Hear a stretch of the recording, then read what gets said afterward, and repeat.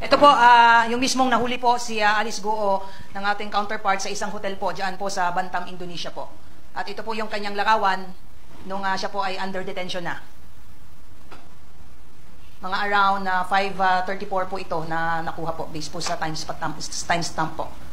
Ito po yung pinakita po sa atin, yung proof of life, yung picture po ni Alice Guo habang nakikipag-meeting po yung ating Chief PNP kanina, mga around 8 AM po kanina, nakikipag-meeting po mismo yung ating Chief PNP, yung ating SILG ay nakikipag-meeting na rin po sa ambassador para pag-usapan po kung paano po yung magiging paglipat po ng custody po ni Alice Guo sa Philippine government through the Philippine National Police. So ayan po siya, pinakita po sa atin mismo si Alice Guo po during the meeting po. So ayan po siya. Yan, naka-smile po siya. Ayan po siya. Wala na. Ayan po siya.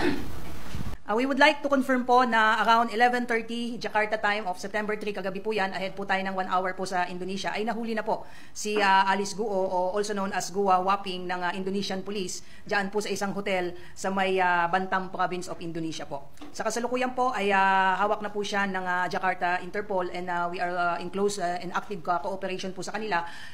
Ito pong arrest po na ito ni Alice Guo ay result po ng PNP's active coordination and cooperation po sa Indonesian National Police. Pursuant po yan sa Memorandum of Agreement na napirmahan po between the Philippine National Police and Indonesian National Police way back 2017, at kasama po doon sa cooperation po na yon at memorandum po is yung ating pong coordination in preventing and combating transnational crime, at of course yung exchange of intelligence information. So yung efforts po ng PNP ay nagbunga na po, at ito nga po under custody na po si Alice Guo ng ating counterpart. Kung sino po yung pupunta po sa Indonesia para po sunduin mismo itong si Alice Guo, sa ngayon po ay nandun na po yung ating police attaché and personally coordinating po doon sa ating Indonesian counterparts to facilitate po yung return po ni Alice Guo po dito. So ang pinag-uusapan po kung yung police attaché na lang po ang babiyahe papunta po dito, but initial plan po is nag-uusap po si Chief PNP ngayon at si SILG, and SILG is personally coordinating with the ambassador so we could facilitate the smooth and proper transport po ni Alice Guo pabalik po ng Pilipinas. Remember po, meron po siyang existing warrant of arrest na inisyu po ng Senate. So yan po yung pinag-uusapan po ngayon, and most likely po kung mapupunta na po ito sa kustodiya po ng PNP ay ito-turn over po siya sa Senate po, dahil yun po yung may existing warrant po sila, at isang PNP po ang naatasan na iserve po itong warrant of arrest against her po.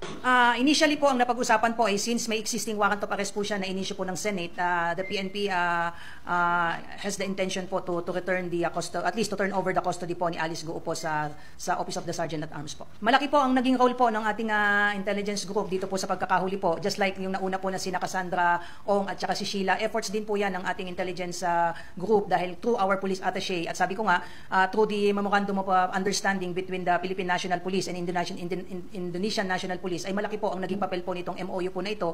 Doon po especially yung exchange of intelligence information that led to the arrest of the Cassandra Ong and Sheila, and now si Alice Guo po. So we have to commend the efforts po ng ating intelligence group on this issue po. At no less than the director po ng Bureau of Immigration mentioned ito during the hearing na the PNP was the one who provided them information na nasa custody na po ng Indonesian Police yung nauna pong dalawa, at that led to their immediate deportation papunta po dito sa Pilipinas. So ganyan din po yung ginawa po ng PNP, hindi po tayo tumigil ng ating coordination sa ating Indonesian counterparts, at nagpapasalamat po tayo sa ating Indonesian counterparts for heeding the call po nitong mga information, at turn out nag-positive po yung ating information na doon nga po siya sa isang hotel nakuha po.